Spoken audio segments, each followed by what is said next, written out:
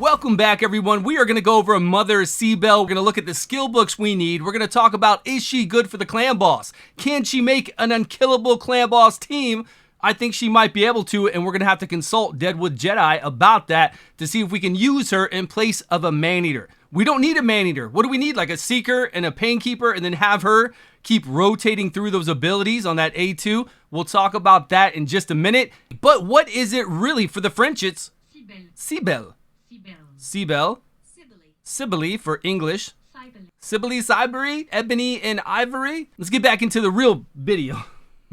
Before, the determining factor was how many books does it take to book this champion out, and when we do book her out, does that A2 and A3 go down to a 3-turn cooldown instead of a 6-turn cooldown? So as you can see here, the A2 does go down to a 3-turn cooldown. It takes 3 books, which is great because if it went to a 4-turn cooldown, we wouldn't even be talking about this champion at all. And as you know, nobody really has been playing this champion. I've seen one foreign person take this into the Eternal Dragon 120 on the test server with really high resistance just to show her do something. That doesn't mean she's built for that. It was just to show you that she could take the blow sometimes. And of course, with the Revive on Death, we'd come back to life with 30% HP. She would give an additional 20% to everybody that came back, and it seemed to work out. Plus, we get that increased defense. Of course, we need really high resistance for that. Here again, 3-turn cooldown. We were really curious how many books and how low this would go. Now we know this is a 3-turn cooldown. We can switch HP with somebody else. If we have the same or higher, she's going to get a turn meter increase. All the rest of this you can see, block damage, continuous heals. I think the continuous heals happen no matter what. It says period. Also places the continuous heals buffs on this champion for 2 turns. But do we need a champion like that? That's what it all comes down to. Is there a place for this champion at all? As far as going through Faction Wars, we have not seen anything amazing with her because at Faction Wars 21, we have those 3 Valkyries. She puts up buffs. Those Valkyries take turns. They get counterattacks. It's not a good day. This woman does not do well there. We could just lock everything out and have her do her A1. But what's the point? Like, why? We need a reason. We need a real reason to go after this legendary champion. Otherwise, what are we doing here? Her passive fully heals the ally with the lowest HP whenever this champion is killed, and then heals all allies by 20% of their max HP and fills their turn meter by 15% whenever this champion is revived. So if she comes back to life, if everybody gets killed with one big hit, and we all have a Revive on Death from her A2, we're all coming back to life with total of 50% HP and an additional 15% turn meter. So that could work somewhere where we're going to die, where we're legitimately going to die. We're going to talk about the clan boss in just a minute, but just think about one of the new bosses, that new Rhino boss. Now, this is all speculation. Say that Rhino boss, as long as we freeze the 2 side bombs that he has, and then the Rhino boss puts bombs on us, and we can't remove those bombs, and we can't resist those bombs. Again, I'm speculating. Those bombs will kill us no matter what. Now, if that did happen, that'd be a really crappy game design because she and just a handful of others can do AoE Revive on Death. So it wouldn't be good. It would not be good for the community to have one champion that has an AoE Revive on Death and then like 4 others or 5 maybe out there. Cardiel, Lightsworn, Battle Sage, Skytouch Shaman is about it. It would be really bad to have a boss that has a mechanic where we need one of those champions. Extremely bad. So I don't think she's going to be used in that kind of scenario to where that boss isn't doing much damage after we have the 2 side burning things frozen. And then all he's going to do is apply a bomb on all of us and kill us immediately. And then we could revive to come back. Could you imagine that kind of a mechanic? There, I could see it, right? You could see it there. But as far as anything else in the game, it's a preemptive. We got to know we're going to die. We got to have this up 100% of the time. And then we come back with 50% HP. We can still die after that. So talking about an unkillable clan boss, that's a big thing we need to consider when the clan boss is under 50% HP and doing those 2 big heavy slams on us. 2 hits from those slams. Where else do we need somebody to do an AoE slow speed and then do this Revive on Death along with the increased defense that we can't already bring somebody else in there that would be amazing? Somebody else that gives us regions,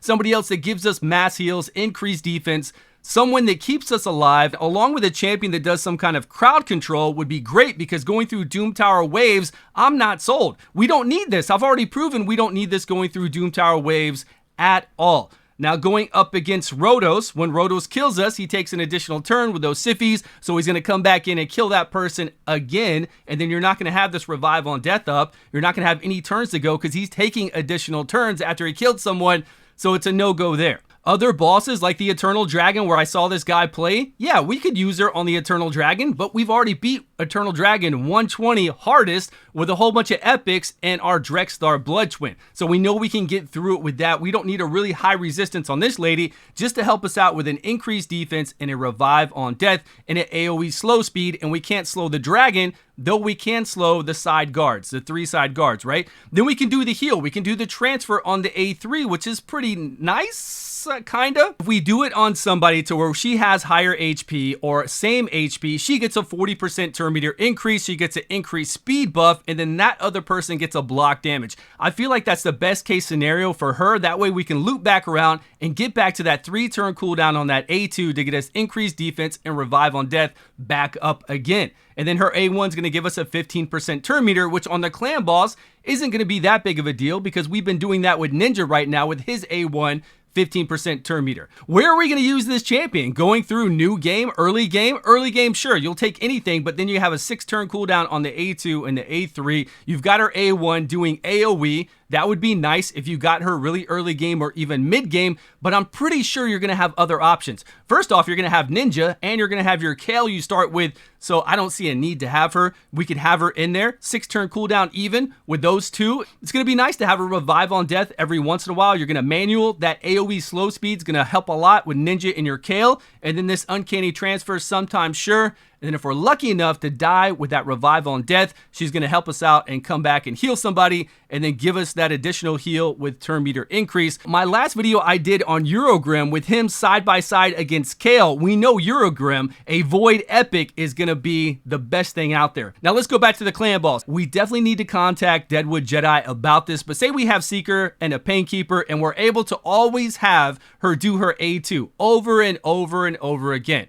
Well, as long as we're not fighting the clan boss underneath 50% HP, where the clan boss does the 2 slams every time it does the 2 different AoEs it has, then the 2 hits will kill you. It will kill you, you'll come back to life, and it will kill you again, and then we have to worry about the stun target. But if we're actually able to have enough speed, which would be insane amount of speed, and then to cycle through this ability over and over, to have it every single time on Ultra Nightmare that the clan boss takes a turn, which would be really fast. Maybe we need a Lydia in there to get that speed buff. We've got Seeker, we've got Painkeeper. Like, is it going to be worth it then? And will it work? I don't see this champion as a clan boss champion either. I just cannot find a place. I'm pretty sure that's why we haven't seen any amazing videos on her from the content creators who all have access to the test server. We've got Scratch, Hell Hades, Ash, Chosen, BGE. Who else do we have out there? Cold Brew. I'm sorry if I missed any of you guys. Murder Inc. All of those people have access to the test server. Since we haven't seen anybody come out with anything, and I'm sure we're going to see some today, or we're going to see some tomorrow with the Fusion coming out. Somebody's going to come out with a video talking about this champion and trying to sell us on it. And I don't mind. I want to watch that. I want to see what kind of point of view they come from to say that this champion is great and where to use her. I really do. But you guys let me know down below. I hope it's not to be used on a new boss in the Doom Tower. And the only way to beat it is to have a revive on death. That's going to be super bad for the game, but your guess is as good as mine. Thank you all so much for your time. I appreciate you watching and all the amazing support. Please subscribe if you haven't, and I will see you all in a video soon.